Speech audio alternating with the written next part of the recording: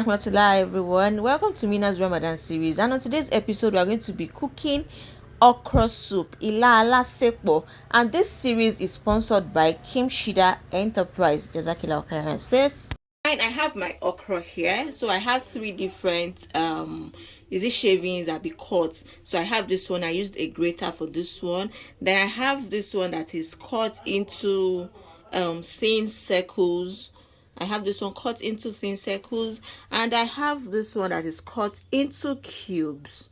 So you can actually go with anyone that suits you, but I prefer this particular cubed ones to these circled ones. If you don't have a grater, or you want the okra that is not finely grated, you can actually cut your okras like this and pound it to the desired size you want.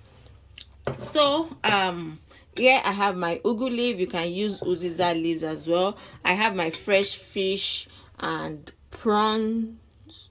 I have fresh fish and prawns. I'll be using chicken for this, and yes, I'll be using the almighty show mama from Bramot. I really love this spice in my native pots.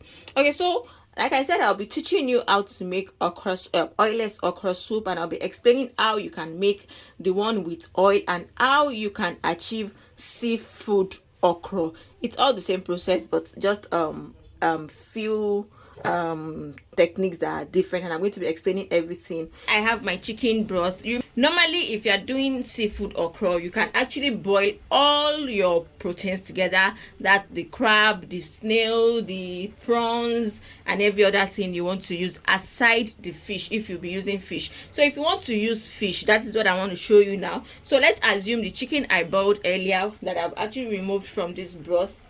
This is the chicken. I will remove all the chicken and then add in my fish.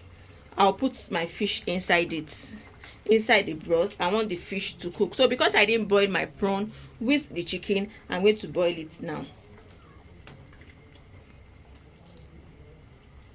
So I'll cover this to boil.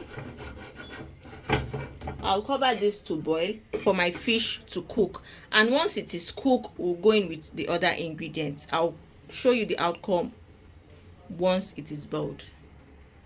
Okay, hi, welcome back. See, the fish is boiled now. I'm going to bring it out gently so it doesn't scatter. So there are a lot of times you will hear you can't cook seafood without the fish breaking. Is a lie. You can cook your seafood okra without making the fish break.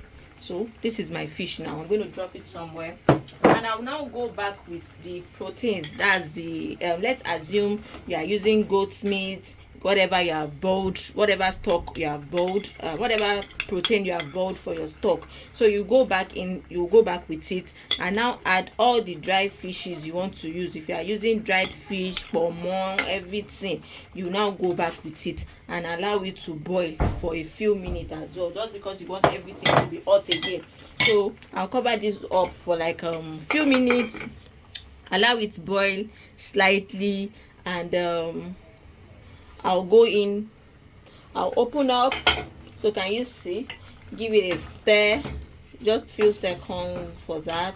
Give it a stir. So imagine I want to use stock fish, dry fish, everything. I would have added it now. If you want to put oil, this is the time for you to add your oil. If you're using any seasoning, if you're adding seasoning cube, salt, and every other thing, this is the time for you to add it. So what I want to add is just this show mama. That's the native spice. I'm just going to add this to it, and I'll give it a stir.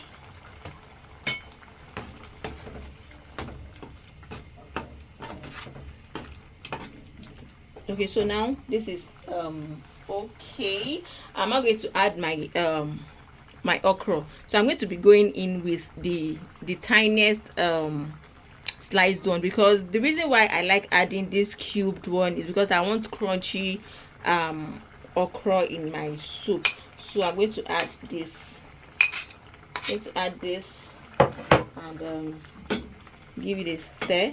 So you see the reason why you have to remove fish if you'll be using fish. So so your fish is not going to scatter if you want to be doing all the mix. So if it is actually too thick for you, you can add some water. If you still have stock, you can add your stock to it. So I still have my chicken stock. I'll just add some of my chicken stock to this. So remember, I did not add pepper again because I used pepper to boil my chicken, so that's why I'm not adding pepper. So I forgot to show you crayfish. So what is a native soup without crayfish now? But don't let it be too much. So little quantity goes a long way. So you don't want to overcook your okra, you know. Now I'm going to add in my chopped okra to it. So like I said, I like using that because I want it to be crunchy. I want to have this crunchy feel in my okra.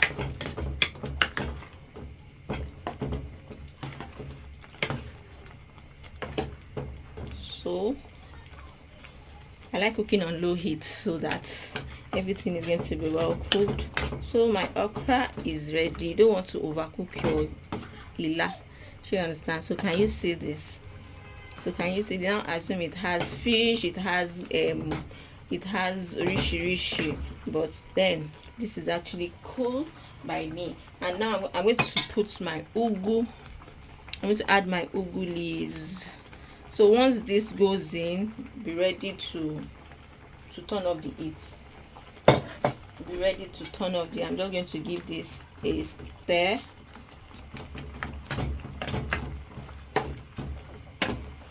And then put my fish.